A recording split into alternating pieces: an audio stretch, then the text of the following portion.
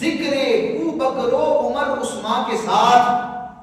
اہل سنت کا یہ انداز ہے کہ نبی کریم علیہ السلام کو ہم محبت کا، عقیدت کا، تعظیم کا مرکز و محور سمجھتے اور مانتے ہیں. اور مخلوق میں کسی اور کو جو مانتے ہیں نا وہ حضور کی وجہ سے مانتے ہیں.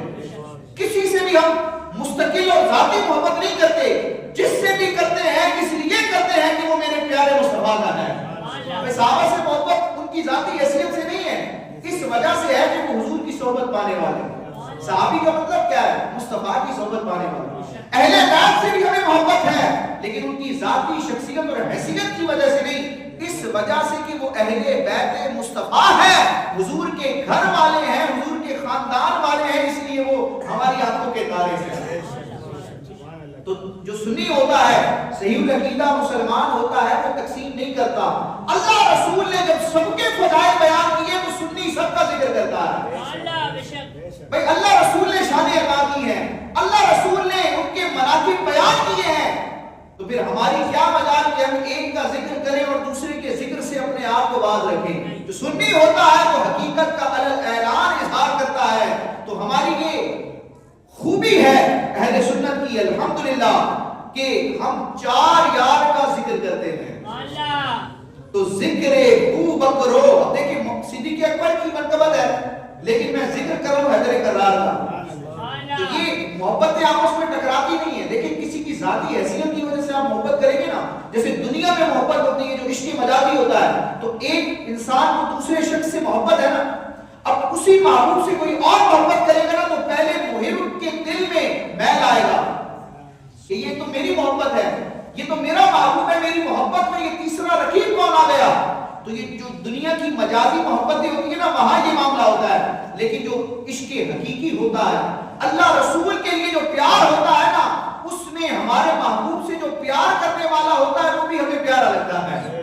دنیا کے کسی بھی خطے میں وہ آپ کو پتہ چل جائے یہ مسلمان ہے، جتنا بھی اجنبی ہو، لیکن اگر غیروں کے ملک میں، غیر مسلموں کے ملک میں آپ کو کوئی مسلمان مل جائے، اگرچہ کسی اور ملک اور قوم کا ہو، کسی اور زبان کا ہو، لیکن آپ کو انسیت محسوس ہوگی، ایسا لگے گا میرا بھائی ہے کیونکہ مسلمان ہے.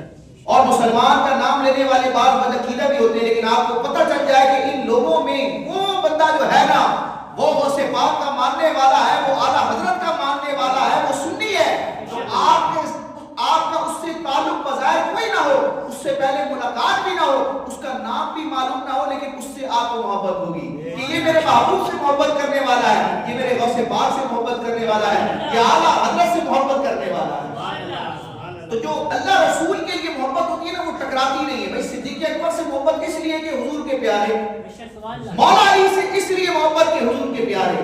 تو جب دونوں سے صدیق اکبر اور مولا علی سے محبت کا سبب ایک ہے ذات مصطفیٰ، تو پھر دونوں سے محبت کرنا ایک دوسرے کے منافی بھی نہیں ہے، دونوں کی محبت ایک دوسرے سے ٹکراتی بھی نہیں ہے، بلکہ ایک کی محبت تقاضا کرتی ہے کہ دوسرے سے محبت کی جائے.